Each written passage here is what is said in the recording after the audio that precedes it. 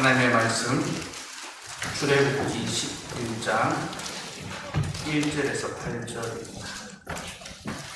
출애굽기 11장 1절에서 8절 말씀.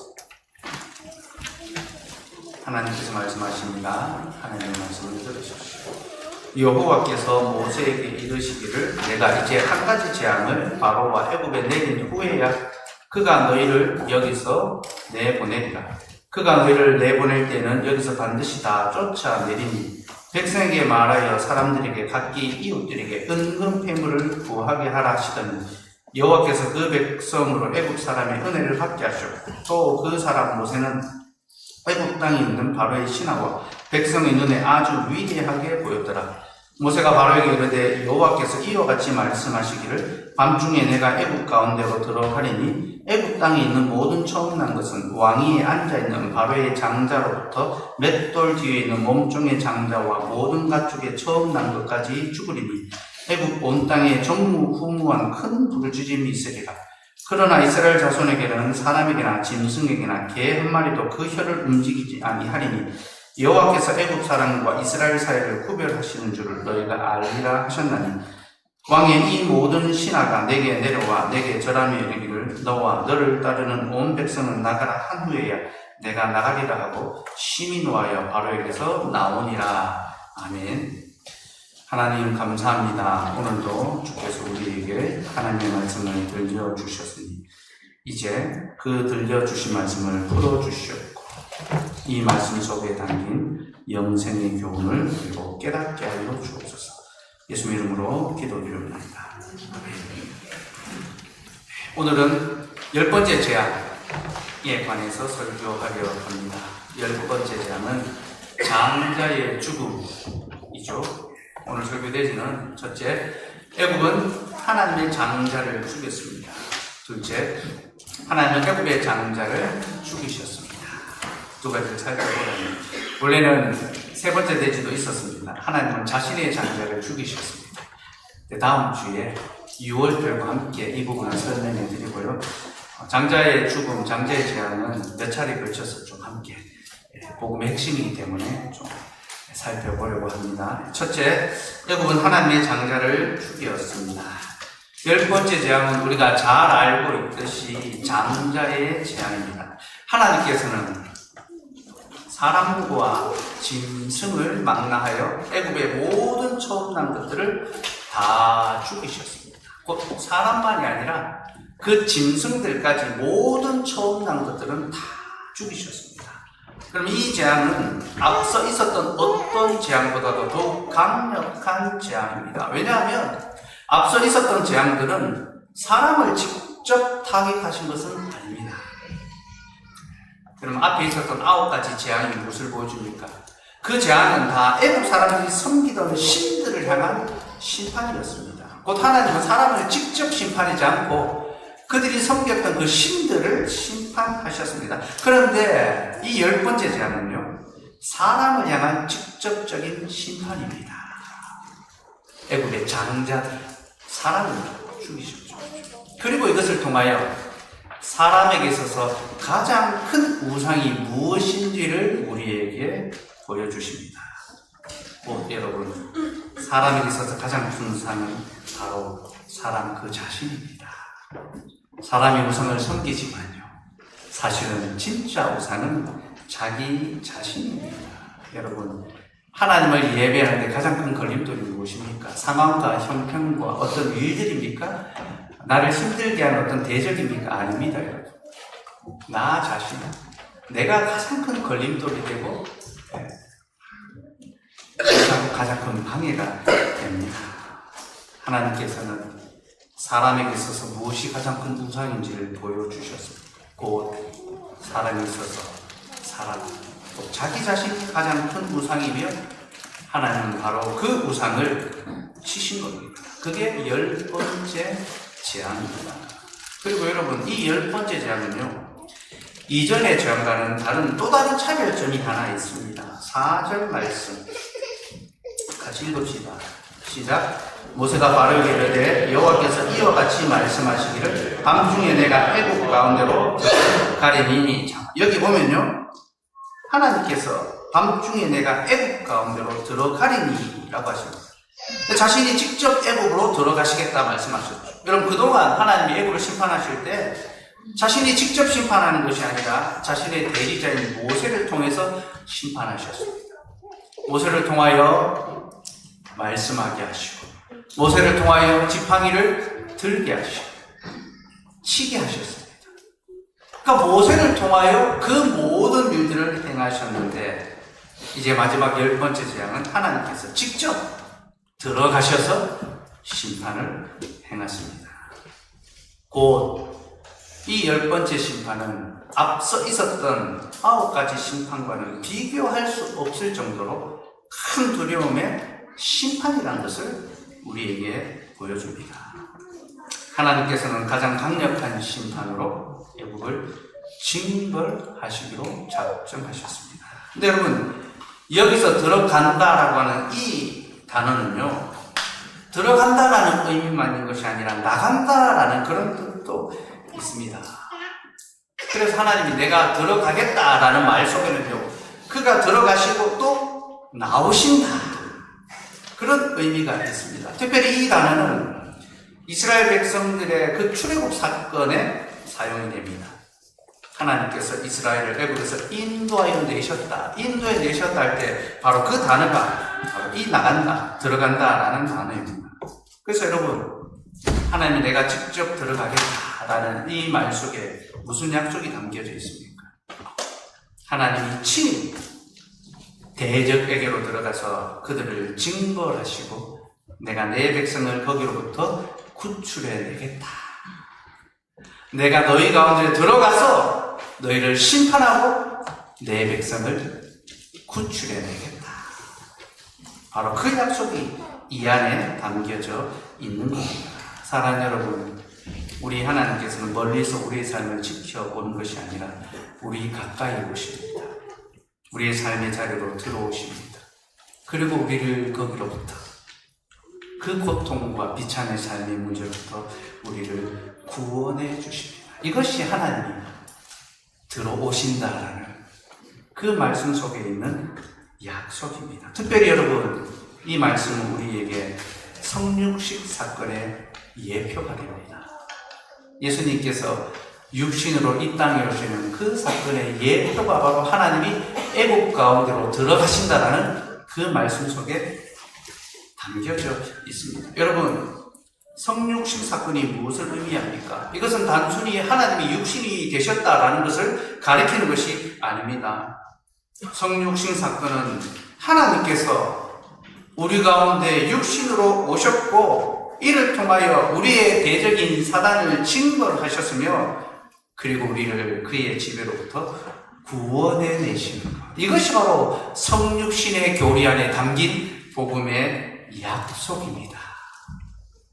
장자의 재앙은 바로 그 성육신의 약속을 우리에게 보여줍니다. 악한 대적을 향하여 하나님이 직접 그들 가운데로 들어가셔서 그들을 징벌하시고 그들의 압제 아래, 그들의 무거운 짓눌림 아래 신음하는 자기 백성을 거기로부터 건져내시는 것, 구원해내시는 것. 여러분, 우리 하나님은 한번 들어오셨다가 빈손으로 나가지 않습니다. 반드시 자기 백성을 구출해서 나가십니다.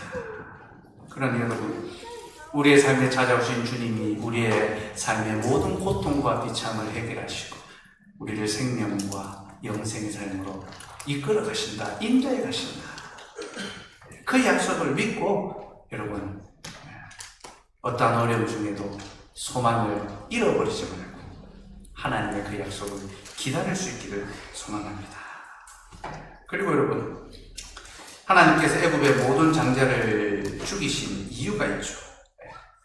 하나님이 왜 애굽에 이렇게 끔찍한 전무후무한 고통과 끔찍한 일이 일어나게 하셨습니까? 이는 뭐 그들이 먼저 하나님의 장자를 죽였기 때문에 하나님이 그들에게 그대로 갚으신 겁니다. 출애굽기 4장 22절 23절 말씀 같이 읽읍시다. 시작. 너는 바로에게 이르기를 여호와의 말씀에 이스라엘은 내 아들 내 장자라. 내가 내게 이르기를 내 아들을 보내주어 나를 섬기게 하라 하여도 내가 보내주기를 거절하니 내가 내 아들 내 장자를 죽이리라 하셨다 하라 하시니라. 하나님께서 모세를 이스라엘의 부속자로 보내실 때 이미 애굽의 장자를 죽이실 것을 약속하셨습니다. 내가 애굽의 장자들을 죽일 것이다. 그래야지만 그가 너희를 보내줄 것이다. 그렇게 말씀하셨습니다. 그러면서 하나님 애굽의 장자를 죽이시는 이유를 설명하십니다. 곧 이스라엘은 하나님의 아들이요 장자인데 바로 그 하나님의 아들을 보내어주기를 거절했기 때문에 하나님께서 그의 아들 곧 그의 장자를 죽이시는 겁니다. 우리 하나님은 눈은 눈으로 이는 이로 갚으시는 분이시죠. 대적이 우리를 괴롭힐 때 하나님은 우리가 괴롭힌다는 그대로 대적에게 갚으십니다. 여러분, 애굽 왕 바로는 하나님의 아들들이 이스라엘 백성들을 괴롭게 했고 그들을 죽음에 이르게 했습니다. 출애굽기 1장 22절 말씀을 봅시다. 읽읍시다. 시작. 그러므로 바로가 그의 모든 백성에게 명령하였으니 아들이 태어나면 너희는 그를 나일강에 던지고 딸이거든 살려두라 하였다. 바로는 이스라엘 백성들이 아들을 낳으면 그 아들을 나일강에 던지라, 죽음에 던지라 라고 그렇게 명령했습니다. 곧 그는 이스라엘의 아들들을 단순히 괴롭히는 정도가 아니라 죽음에 이르도록 핍박하고 위협했습니다. 그래서 하나님께서 그의 아들을 죽이시기로 작정하신 거죠. 그러면 여러분, 바로는 왜 하나님의 아들 이스라엘 백성들을 죽였을까요? 표면적으로는 그가 자기 나라를 더욱 강하게 하기 위해서입니다. 곧 이스라엘 백성들이 더 이상 번성하지 못하게 하므로 그들을 계속 자기의 종으로 삼으려고 아들이 태어나면 죽이려고 했던 것이죠. 그게 표면적인 이유입니다. 그러나 여러분, 좀 더 본질적인 이유가 있습니다. 바로가 이스라엘 백성들의 아들들을 죽이면서 그가 사단의 하수인이기 때문입니다. 그는 사단의 하수인이고 그래서 그는 하나님의 아들들을 죽이려고 들었습니다. 여러분, 사단이 이 땅에 하는 일 중에 가장 중요한 일이 바로 하나님의 아들들을 죽이는 것입니다. 사단은 하나님의 아들을 죽이는 데 혈안이 되어 있으며 자기의 하수인들을 세워서 그 일을 실행하고 있습니다. 그러면 사단은 왜 하나님의 아들들을 죽이려고 할까요? 단순히 자신의 원수여서 죽이려는 것이 아닙니다. 사단이 이것을 통하여 목적하는 것이 있습니다. 이루고 싶은 것이 있습니다. 그는 하나님의 아들들을 죽임을 통하여 하나님을 향한 예배가 중단되게 하려 합니다. 이것이 그의 궁극적인 목적입니다. 다시 출애굽기 4장 22절 23절 말씀 같이 읽읍시다. 시작. 너는 바로에게 이르기를 여호와의 말씀에 이스라엘은 내 아들 내 장자라. 내가 내게 이르기를 내 아들을 보내주어 나를 섬기게 하라 하여도 내가 보내주기를 거절하니 내가 내 아들 내 장자를 죽이리라 하셨다라 하시니라. 그럼 여기 보면요, 하나님이 자기 아들들을 보내러 가신 이유가 나옵니다. 무엇 때문에 자기 아들들을 보내러 갑니까? 그들이 나를 섬길 수 있도록, 곧 그들이 나를 예배할 수 있도록 그들을 보내라라고 말씀하십니다. 여러분, 여기서 우리는요, 하나님의 아들들의 사명이 무엇인지를 알게 됩니다. 하나님의 아들들의 사명이 무엇입니까?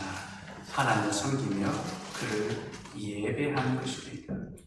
이것이 바로 하나님의 아들들의 사명이며 이것 때문에 하나님께서 우리를 하나님의 자녀로 택하여 주셨습니다.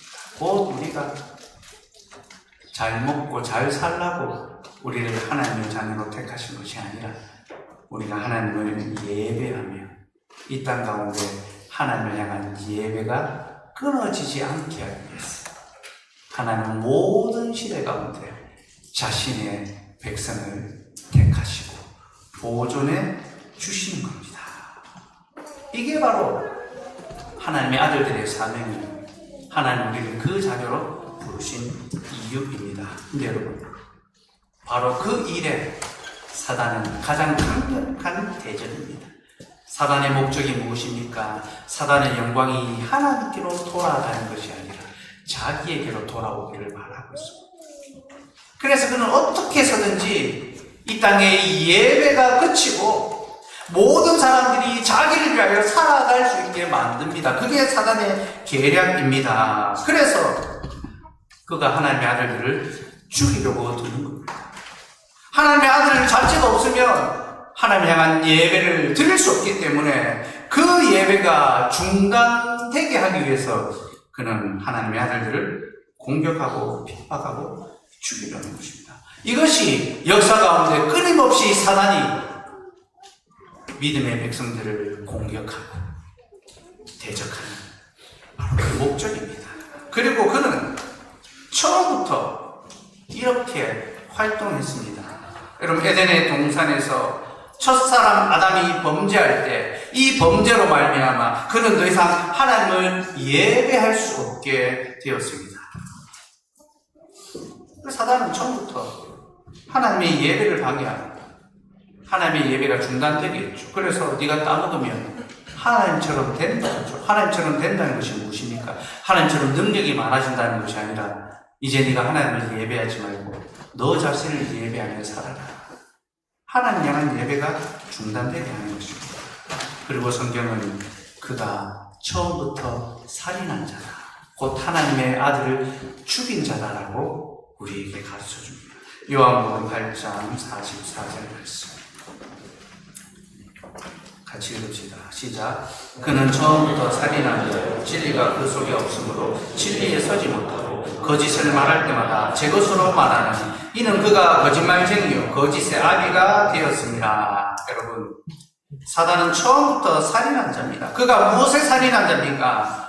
하나님의 아들을 죽이는, 곧 더 이상 예배하지 못하게 함으로 하나님의 아들을 죽이는 살인을 범하였습니다.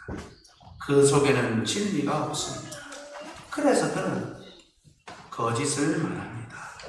거짓을 말하면서도 이것이 마치 자기의 것인 것처럼 그 말대로 되는 것처럼 말합니다. 따보더라 죽지 않는다. 거짓이죠. 그러나 마치 그것이 참인 것처럼 속입니다.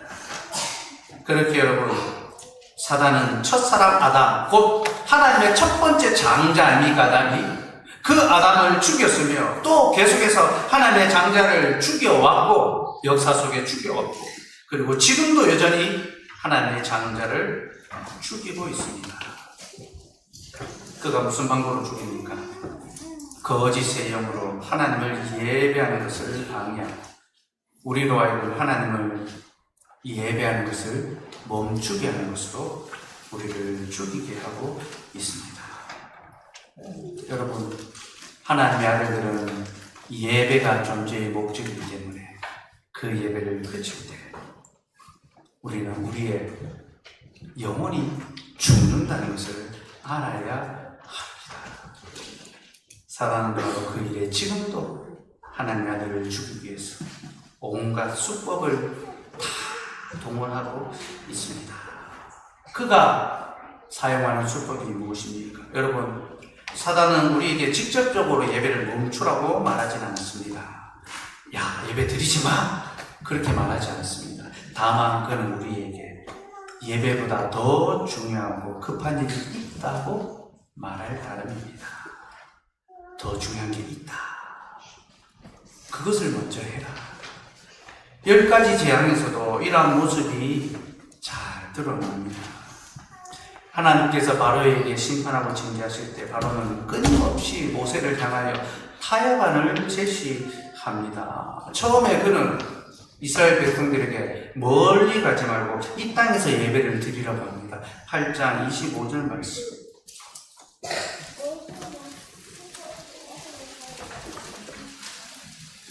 같이 읽읍시다. 시작. 바로가 모세와 아론을 불러이르되 너희는 가서 이 땅에서 너희 하나님께 제사를 드리라. 멀리 떠나지 말고 이 땅에서 예배를 드려라. 여러분, 이것은 혼합주의입니다. 너희가 하나님을 섬기되 세상과 겸하여 섬기는 거죠. 이 땅과 함께 여기서 하나님을 섬기라는 것입니다. 그리고 그 다음에 그는 너희가 가되 너희의 자녀들을 두고 가라 라고 말합니다. 10장 10절 말씀.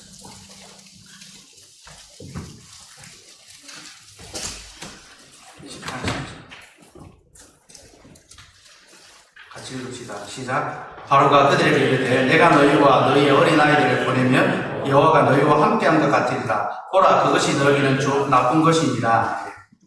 그렇게 하지 말고 너희 장병만 가서 여호와를 섬기라. 이번에는 자녀들은 두고 너희만 가서 예배하고 오라라고 말합니다. 여러분, 이것은요 타협입니다. 타협주의. 그러니까 너희 자녀들까지 왜 그렇게 고생을 시키려고 하느냐? 왜 멀리 가서 그렇게 예배할 필요가 뭐가 있느냐? 자녀들은 고생시키지 말고 여기 두고 너희만 가서 예배하고 오라. 사단은 우리에게 세상과 타협해서 적당하게 하나님 좀 섬겨라. 뭐 그렇게 혼자만 예수 믿는다고 혼자만 신앙생활 하는 것처럼 별나게 그렇게 믿으려고 하느냐? 적당하게 좀 믿자. 남들처럼 믿자. 그렇게 타협합니다. 그리고 그 다음에 바로는요, 너희가 너희의 자녀들을 데리고 가되 너희의 소유물은 두고 가라 라고 그렇게 말합니다. 10장 24절 읽읍시다. 시작. 바로가 모세를 불러 이르되 너희는 가서 여호와를 섬기되 너희의 양과 소는 머물러 두고 너희 어린 것들은 너희와 함께 갈지니라. 너희의 양과 소, 너희의 소유물은 여기 두고 너희와 너희 자녀들만 가서 예배드리고 와라. 여러분, 이것은 무엇을 의미할까요? 여러분, 이것은요, 너희가 하나님을 예배하되 세상의 부여와 성공도 포기하지 마라. 예배하는 거 좋다. 믿음을 갖고 살아라. 그런데 그것 때문에 세상의 어떤 부유함과 성공과 잘됨을 포기하는 것은 너무 어리석지 않느냐. 유혹이죠, 유혹. 이 땅의 것을 놓치지 말고 더 많이 가져가 살아갈 수 있도록 그렇게 하라는 것입니다. 사랑 여러분, 사단은 우리에게 예배를 멈추라고 직접적으로 말하지 않습니다. 그러나 우리 안에 혼합주의, 세상 속에 죄와 더러움 가운데 살며 예배하는 것, 또한 타협주의, 뭐 그렇게 힘들게 신앙생활 하려고 하느냐, 좀 몸도 마음도 편하게 신앙생활해라. 그리고 이 세상의 성공과 물질을 포기하지 말고 그것도 가지면 예배해라. 그렇게 유혹합니다. 이로 말미암아 우리의 삶에서 점점 하나님을 향한 예배가 뒤로 밀려나고 마침내 멈추는 자리까지 이르게 합니다. 여러분, 사단은 지금도 우리에게 예배가 중단되게 하며 이것은 무엇보다 죽이는 것과 같습니다.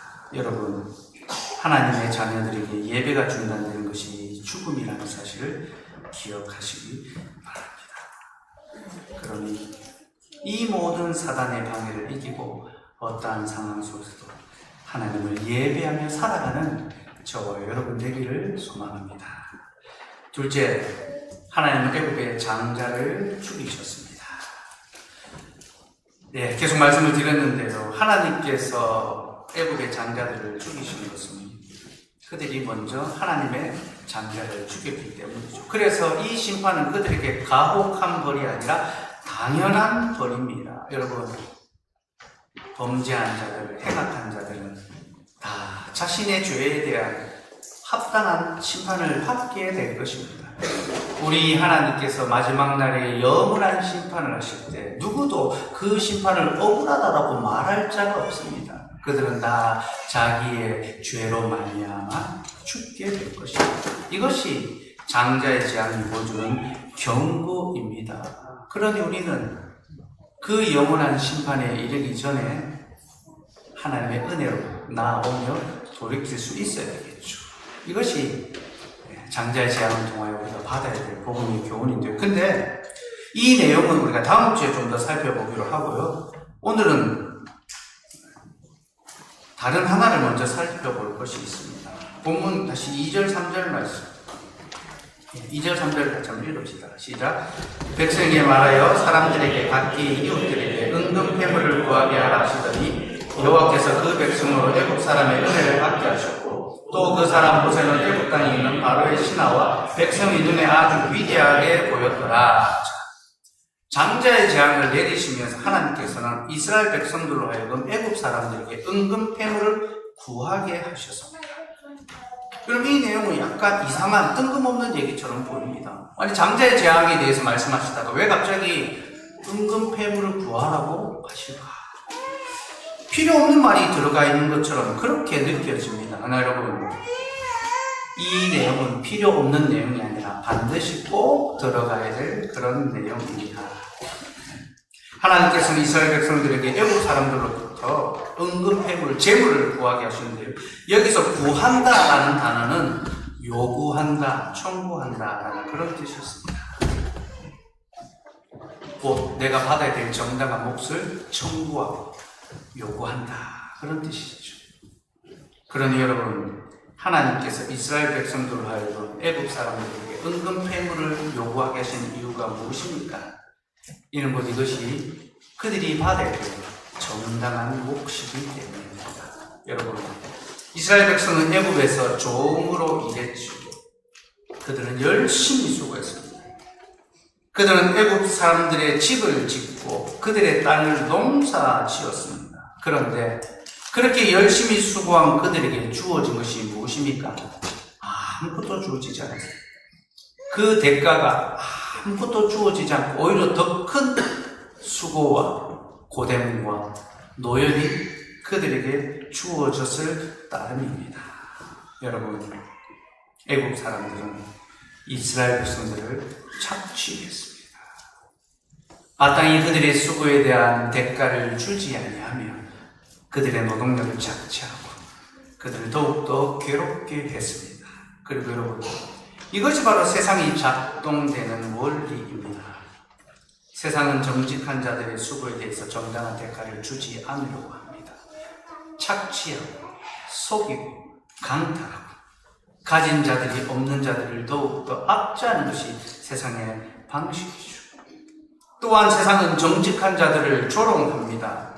그리고 성실한 자들을 이용합니다.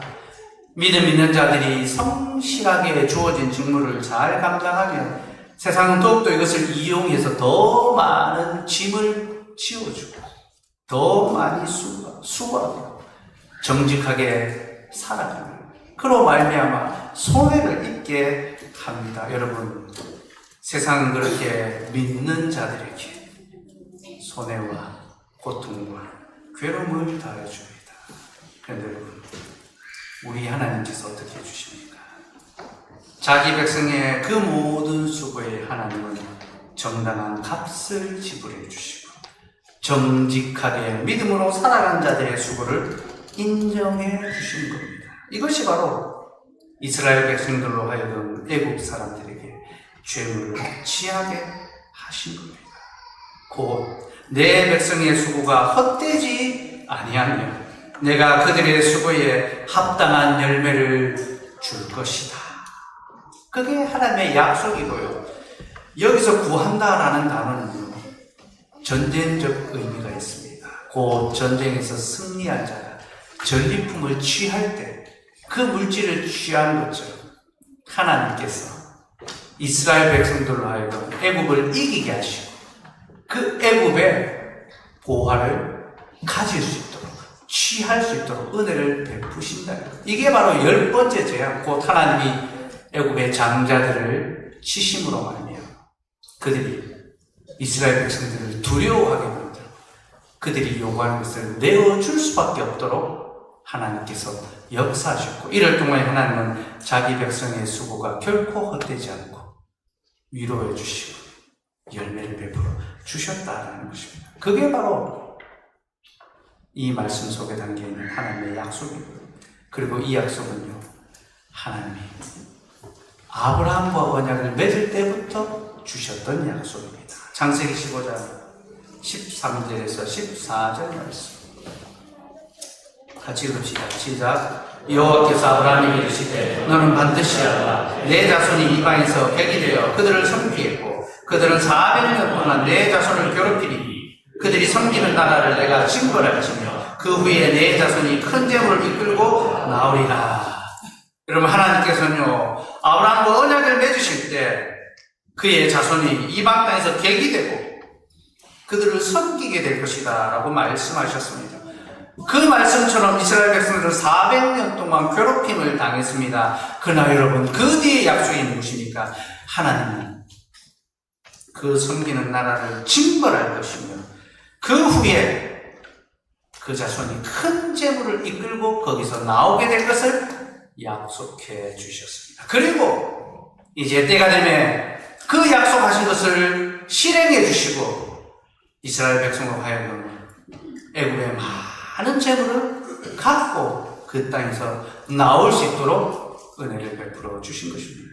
사랑하는 여러분, 우리 하나님의 언약은요 반드시 이루어집니다. 그가 우리 앞에 진 그 언약은 결코 파기되지 아니하며 약속하신 그 모든 것이 반드시 다 이루어 주십니다. 그래서 여러분, 세상이 혹 우리를 속이고 우리를 이용하고 우리를 괴롭힌다 할지라도 하나님께서는요 우리가 이 땅 가운데 수고하는 그 모든 것에 합당한 열매를 허락해 주십니다. 열심히 공부하는 자들에게는 좋은 결과를 주시고 열심히 일하는 자에게는 그에 합당한 좋은 평판과 안정된 삶을 허락해 주시고 정직하게 살아가는 자에게는 잠시 손해가 나는 것처럼 보여도 하나님의 영원한 칭찬과 인정이 그에게 있는 것입니다. 여러분, 이렇게 우리 하나님께서는 이 땅을 향하여서도 우리에게 약속의 복을 주십니다. 그 세상이 우리에게 값을 주는 것이 아니라 하나님께서 세상을 통하여 우리에게 값을 지불하도록 은혜를 베푸신다는 것입니다.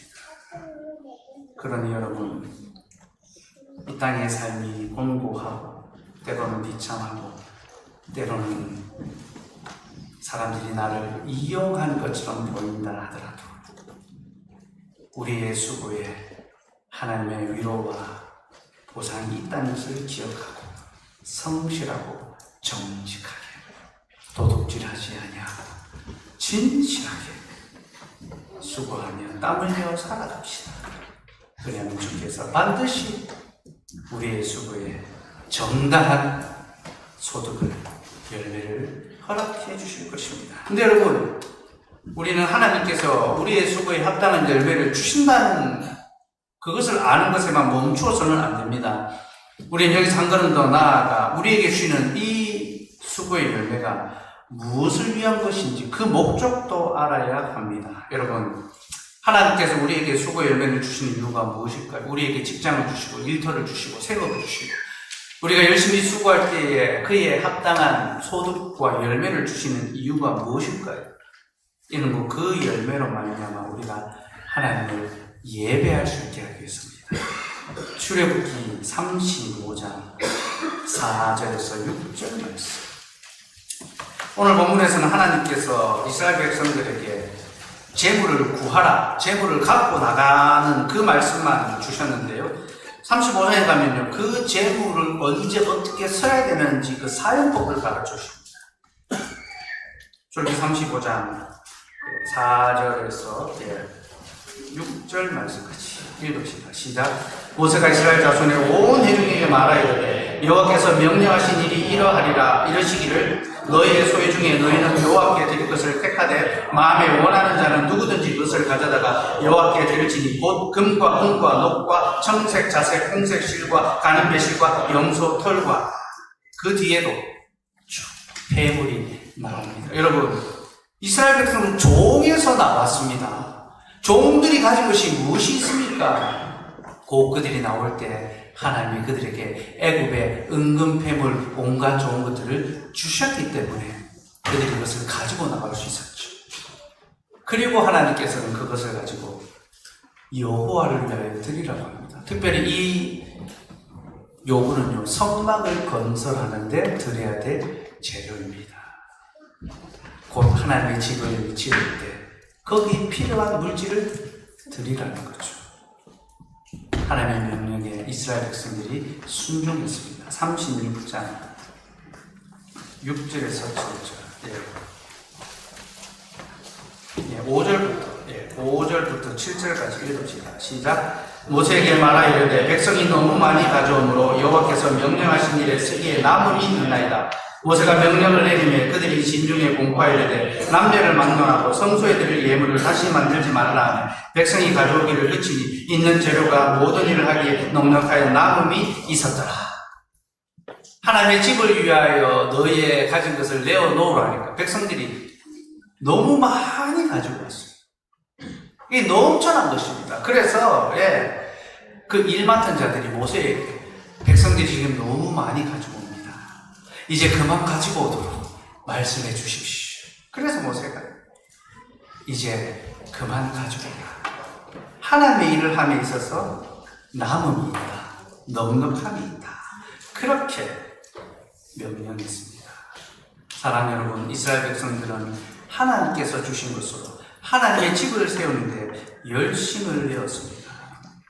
이는 우리에게 있어서 물질이 무엇을 위하여 쓰여야 되는지에 대한 교훈이 됩니다. 곧 물질은 예배를 위하여 사용되어야 하는 이것이 바로 물질의 올바른 사용법입니다. 하나님께서 우리에게 수고의 소득을 주신 이유가 무엇입니까? 이로 말미암아 우리만 잘 먹고 잘 사는 것이 아니라 하나님을 더욱더 잘 예배하기 위해서입니다. 물론 이것이 물질을 자신을 위해서 사용해서는 안 된다라는 그런 말이 아닙니다. 이는 물질의 우선순위에 관한 말씀입니다. 곧 먼저 하나님을 위하여 사용해야 그 후에 우리를 위하여 사용할 수 있어야 된다는 것이죠. 그리고 그렇게 할 때 하나님께서는 우리가 살아가기에 충분한 것을 우리에게 베풀어 주십니다. 여러분, 이스라엘 백성들이 자신이 받은 것을 하나님께 다시 내어드렸을 때에 그 집에, 하나님의 집에 쓸 것이 넉넉하였습니다. 근데 여러분, 그들이 하나님 집에 넘치도록 드렸다는 것은요, 그들의 집에도 넘치는 풍성함이 있었다는 것을 의미합니다. 여러분, 누가 드릴 수 있습니까? 쥐어 짜서 드릴 수 있는 것이 아닙니다. 하나님께 받은 자가 드릴 수 있죠. 주께서 이미 주셨기 때문에 그 주신 것의 일부를 드릴 수 있는 것입니다. 곧 많이 받은 자에게는 하나님이 많이 요구하시고 적게 받은 자에게는 적게 요구하시는 거죠. 하나님이 이것을 통하여 우리에게 있는 모든 것이 하나님께서 주셨다라는 것을 가르쳐 주십니다. 여러분, 우리 하나님께서 우리의 모든 수고, 학업과 생업과 직장과 삶의 그 모든 수고에 정당한 값을 지불해 주십니다. 너희의 수고를 내가 아노라. 그래서 여러분, 우리가 직장에서 수고한 대로 그에 합당한 소득을 받습니다. 월급을 받습니다. 생업에 그 열매를 얻습니다. 그리고 주께서 그것을 통하여 하나님의 집을, 주님을 예배하는 일에 사용하도록 내어놓으라고 합니다. 그때 우리가 그것을 내어놓을 때에 하나님의 집에도 넉넉함이 있고 그로 말미암아 우리의 집에도 넉넉함이 있게 해주신다. 이것이 하나님의 약속의 말씀입니다. 그러니 여러분, 무엇을 먹을까 무엇을 마실까 염려하지 말고 먼저 주의 나라와 그의 의를 위하여 살아갑시다. 그리하면 이 모든 것을 우리에게 더하실 것입니다. 이것은 복음의 약속이므로 그 약속을 믿고 여러분, 직장에서 세상에서 열심히 일하시고 은근 폐물을 요구하십시오. 이것은 내가 수고한 것이고 마땅히 내가 받아야 될 것이고 우리 아버지 하나님께서 나에게 주신 것이다. 그리고 그것을 받아 주님을 영화롭게 하고 또 주님 안에서 우리의 삶을 풍요롭게 할 수 있는 저와 여러분 되기를 소망합니다. 끝으로 한 가지만 더 살펴보려고 합니다. 다시 본문으로 돌아오세요. 출애굽기 11장 5절에서 7절 말씀 같이 읽읍시다. 시작. 애굽 땅에 있는 모든 처음 난 것은 왕위에 앉아있는 바로의 장자로부터 맷돌 뒤에 있는 몸종의 장자와 모든 가축의 처음 난 것까지 죽으리니 애굽 온 땅에 전무후무한 큰 부르짖음이 있으리라. 그러나 이스라엘 자손에게는 사람에게나 짐승에게나 개 한 마리도 그 혀를 움직이지 아니하리니 여호와께서 애굽 사람과 이스라엘 사이를 구별하신 줄을 너희가 알리라 하셨나니. 하나님께서 애굽 온 땅의 모든 처음 난 것들을 사람으로부터 모든 짐승, 종과 가축의 처음 난 것까지 다 죽이시겠다 하셨습니다. 그래서 애굽 온 땅에 전무후무한 큰 부르짖음이 있습니다. 곧 하나님의 심판으로 말미암아 온 땅이 통곡하고 슬퍼하게 되는 것입니다. 근데 여러분, 그때 이스라엘 자손에게는 이 재앙이 임하지 않습니다. 하나님이 구별하셨습니다. 그리고 이스라엘 백성 중에서는요, 사람이나 짐승이나 개 한 마리도 그 혀를 움직이지 않게 됩니다. 여러분, 이스라엘 백성 중에 사람도 짐승도 개도 그 혀를 움직이지 않는다. 이게 무슨 의미할까요? 혀를 움직이지 않는다. 개가 짖지도 않는다라는 거죠. 이스라엘 백성 집에 개도 짖지 않는다라는 겁니다. 여러분, 이것은요, 애굽 온 땅에는 심판이 있지만 이스라엘 백성의 집안에는 고요와 평온이 있다는 것을 보여줍니다. 여러분, 개는 짖는 동물입니다.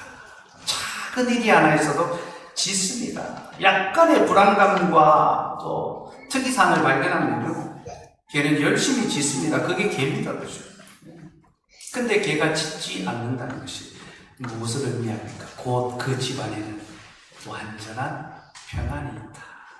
개가 주인의 품에 안겨서 편히 쉬고 있는 겁니다. 여러분, 얼마나 놀랍습니까? 온 땅에 심판의 큰 칼이 임하여서 사람들이 죽어나가고 있는데 하나님의 백성의 집안에는 심판이 아니라 고요와 평온이 임하고 하나님 안에 참된 안식이 있다는 것이 바로 이 10번째 재앙이 우리에게 주는 복음의 약속입니다. 사랑하는 여러분, 이 땅에 하나님의 영원한 심판이 있을 것입니다. 마지막 날에 하나님께서 자신의 거룩함과 의로우심으로 온 땅을 심판하실 것입니다. 그때 사람들은 심히 통곡하며 두려워할 것입니다. 염려하고 불안하고 고통할 것입니다.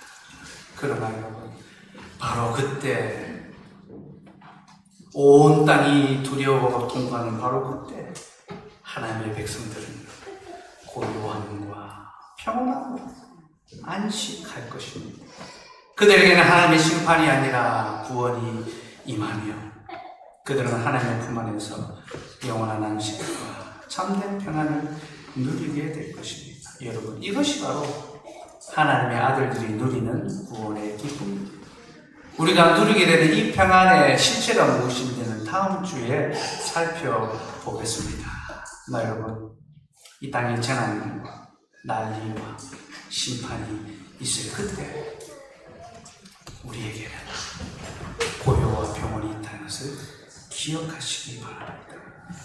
그래서 여러분, 우리가 이 땅을 살아갈 때에 이런저런 풍랑을 만나게 되고 이리저리 우리의 삶이 흔들리고 우리의 마음이 깊은 수렁에 끌려 들어가는 것 같은 그런 때가 있다 할지라도 여러분, 낭망하거나 흔들리지 마십시오. 우리에게는 영원한 위로와 평온함이 약속되어 있습니다. 때때로 우리가 실패를 경험하고 육체의 질병과 가정의 위기와 경제적 궁핍을 실직을 겪게 될 수도 있습니다. 많은 괴로움이 우리의 삶에 왕왕 일어나고 찾아오고 끊임없이 우리에게 반복됩니다. 그러나 여러분, 어떠한 풍랑과 위험이 우리 앞에 있다 할지라도 하나님의 품 안에 있는 자들에게는 영원한 고요와 평온함이 약속되어 있다는 것을 기억하고 지금 잠시 지나가는 비바람에 흔들리지 맙시다. 인생을 살아가며 잠시 마주하게 되는 풍랑에 두려워 떨지 맙시다.